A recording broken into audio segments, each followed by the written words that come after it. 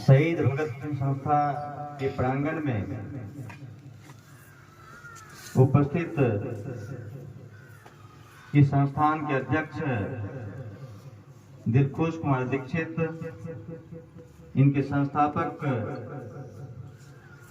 श्री हरिराम मंडल जी, साथ में संतोष जी, मणिकांत जी, सोनू, चेतन, रविंदर जी, मनखुश, सुधांशु जी, उपस्थित बुद्धिजीवियों, प्यारे बच्चों, आज संपूर्ण देश स्वतंत्रता गणतंत्र दिवस के 75वां वर्षगांठ मना रहा है। शायद सभी जानते हैं, हमारा देश सैकड़ों साल तक अंग्रेजों की गुलामी की जंजीर में जकड़ा रहा। तरह तरह की कठिनाइयां अंग्रेजों के द्वारा हमारे देशवासियों को दी जाती रही और इस गुलामी की जंजीर को तोड़ने के लिए देश के बहुत सारे वीर सपूत अपना प्राण न्यौछावर किए। जिस संस्था में हम अभी हैं, शहीद भगत सिंह, ऐसे कईयों नौजवान अपनी जीवन लीला इस देश की खातिर खत्म कर ली, तब जाकर के हमें आजादी मिली। आजादी तो मिली, अंग्रेज भी चले गए, लेकिन हमें अपने देश को चलाने के लिए अपने कानून, अपना संविधान की आवश्यकता थी, जो तब तक हमारे पास नहीं था। हम अंग्रेजों के द्वारा ही बनाए गए कानून के अनुसार अपने देश को चला रहे थे।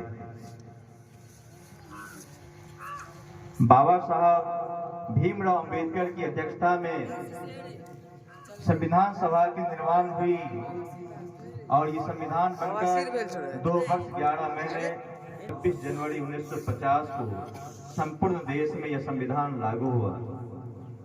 और संविधान बनाने के पीछे मकसद था, इनसे पहले हमारे देश में ऐसी व्यवस्था थी, साधारण परिवार के बच्चे, जिसे आप शूद्र कहते हो, जो नीची तबके के हुआ करते थे, उन्हें पढ़ने का हक नहीं था, शास्त्र अध्ययन करने का हक नहीं था, उन्हें अछूत समझा जाता था, उन्हें बराबरी का हक नहीं था।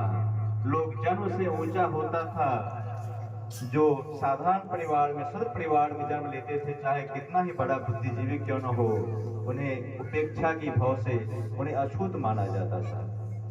इन्हीं कठिनाइयों को देखते हुए बाबा साहब भीमराव अंबेडकर के द्वारा इस संविधान का निर्माण हुआ।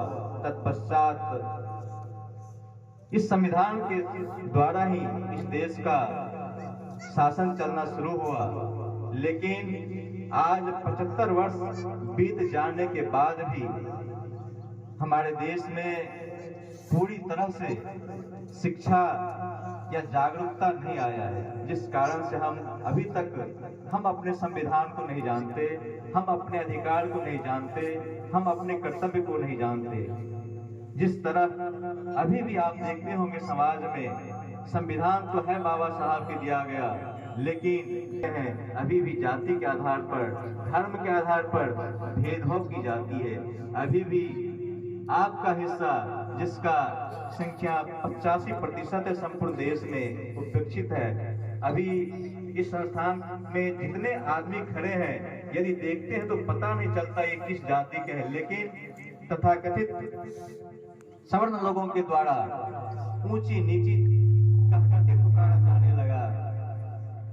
परिणाम अभी भी हम अपने हक को नहीं समझते हैं। और लोकतंत्र की सबसे बड़ी महत्ता है कि हम जनता ही चुनते हैं और हमारे बीच से ही हमारे प्रतिनिधि जाते हैं, लेकिन हम चुनते हैं और शिक्षा के कारण जाति के आधार पर, धर्म के आधार पर, क्षेत्र के आधार पर, जिस कारण से सच्चे प्रतिनिधि अभी भी आपके लिए जगह पर नहीं पहुंच पाता है। जिस दिन हम शिक्षित हो जाएंगे, जिस दिन हम सजग हो जाएंगे, हम अपने अधिकार की बात को करेंगे, अपने हक की बात को करेंगे, तभी हमारा देश में लोकतंत्र की सच्ची स्थापना होगी।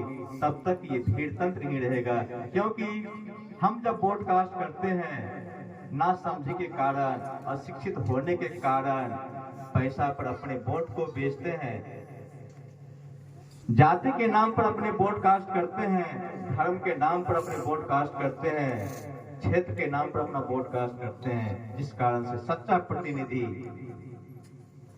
आपका लोकसभा प्रतिनिधि नहीं बन पाते हैं। परिणाम होता है जो चीज हमारे लिए होनी चाहिए वह नहीं हो पा रहा है। अभी भी हमारा हक सही रूप से जो संविधान प्रदत्त है, आप जानते होंगे, बार बार सुनते होंगे, जो अछूत जाति से आते हैं, जो निम्न जाति से आते हैं, जबकि आदमी कर्म से ऊंचा होता है, जन्म से ऊंचा नहीं होता है।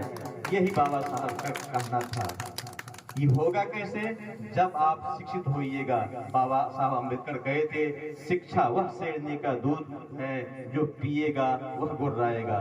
लेकिन याद रखें, हम आधी रोटी खाएंगे, कपड़ा साधन पहनेंगे, लेकिन अपने बच्चे को अच्छे से अच्छे संस्था में पढ़ाएंगे, ताकि यही बच्चा आगे चलकर के भगत सिंह बनेगा, ये राजगुरु बनेगा, ये सुखदेव बनेगा, और अपने देश को जो फिर से गुलामी की गर्त में जा रहा है, आप सबको पता नहीं हमारा देश किधर जा रहा है। लेकिन जिस दिन आप सजग हो जाइएगा, अपने लोकतंत्र के मूल को समझिएगा, ये अधिकार जो बाबा साहब अपने 4 बच्चे को खोने के बाद हमें दिया, वह अधिकार हमसे छीन न जाए, फिर से हम मनुस्मृति की तरफ न चले जाए। हम सजग हो जाएं और अपने अधिकार को समझे। सब अपने अपने घर में, दिलखुश कुमार दीक्षित जी छोटे से संस्था है, भगत सिंह संस्था, लेकिन इसका बहुत विशाल उद्देश्य है, महान उद्देश्य है, जिस उद्देश्य के पीछे ये लगे हुए हैं। मैं कभी कभी देखता रहता हूँ कि संस्था के द्वारा, छोटे छोटे बच्चे के द्वारा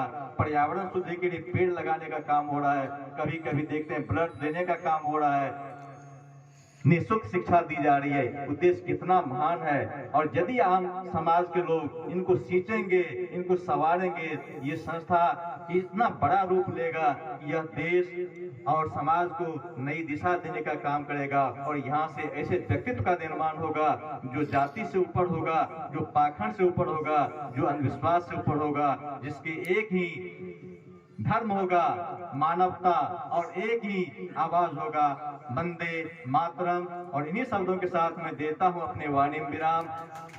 वंदे मातरम, वंदे।